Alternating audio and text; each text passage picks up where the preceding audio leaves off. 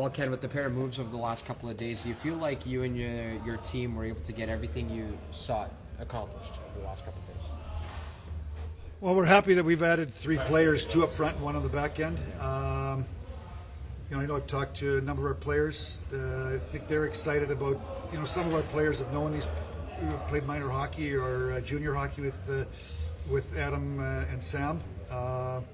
Told me that they thought they'd be great additions in terms, especially in terms of the chemistry of the team. Chemistry is really good in our room, and I think we're adding 2 guys that are going to fit right in off the ice, and obviously the hope is that they're going to have a smooth transition on the ice. Are you done? I don't know.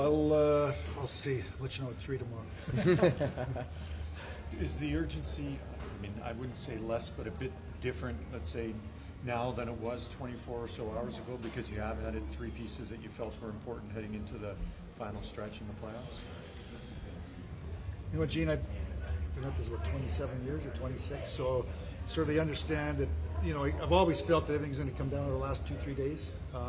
Occasionally, in the occasional year, it happens a week, 10 days in advance. So had a lot of talk over the last 2 weeks leading up.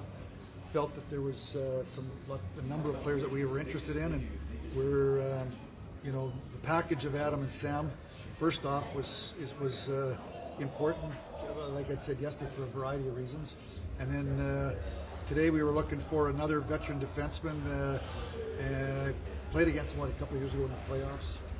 We talked to a couple of his past coaches. I think we're bringing in a really competitive guy, and he can skate and he can pass the puck, and he's been in this situation before. I think this is the 3rd trade deadline in a row that he's been moved, so he knows the whole program, and in terms of going from one team to another.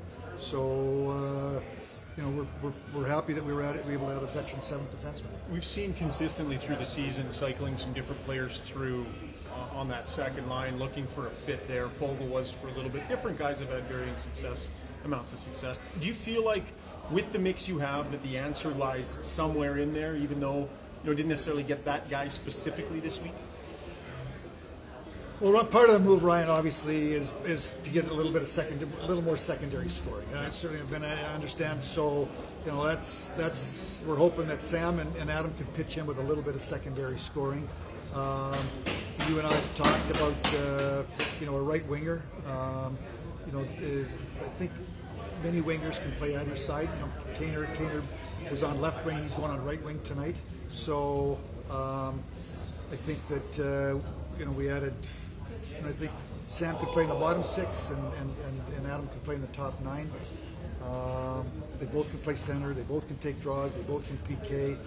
So I think that we've got some people that play left wing that can slide over and play right wing. Obviously, Adam's playing left wing tonight. Kaner's sliding over.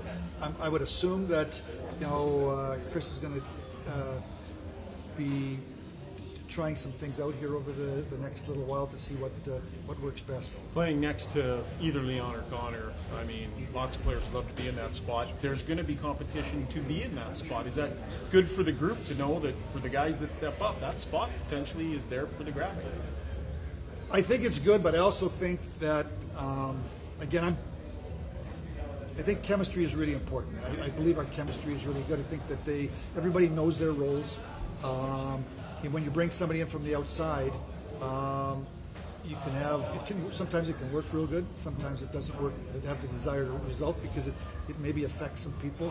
I think because of some past relationships, some I was aware of, some I wasn't aware of. Talking to our players, they played with these guys in the past. Because of the type of people I think that we've added in Sam and Adam, I think they're just willing to come in and be a part of the group. They're not looking to be, on the first line and on the first power play. They understand that what their role, their contribution is going to be. I think that helps the chemistry and for it to kind of work quicker than if you were bringing in some higher end people that had desires maybe to be on the number 1 power play and to play 18 to 20 minutes.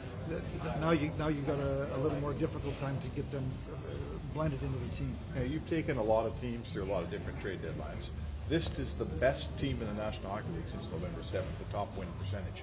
What's the difference when you're trying to retool a team that's already pretty good? What are you thinking as a GM?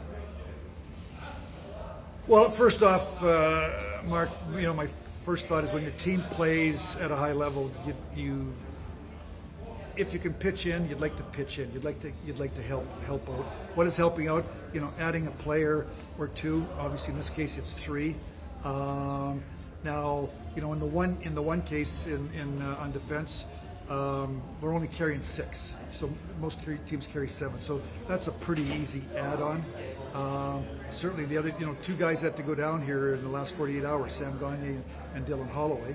For the other 2 guys to come in. So.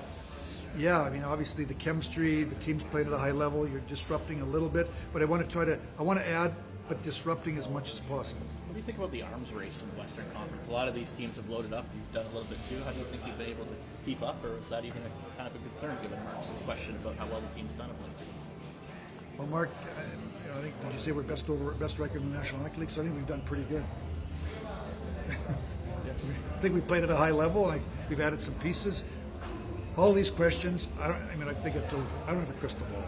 So all these questions are going to be answered over the next 3 months. Do I think we're better than we were 72 hours ago? Yes. I think we're deeper. Do I think that other teams in the West are getting better? Yeah, I do.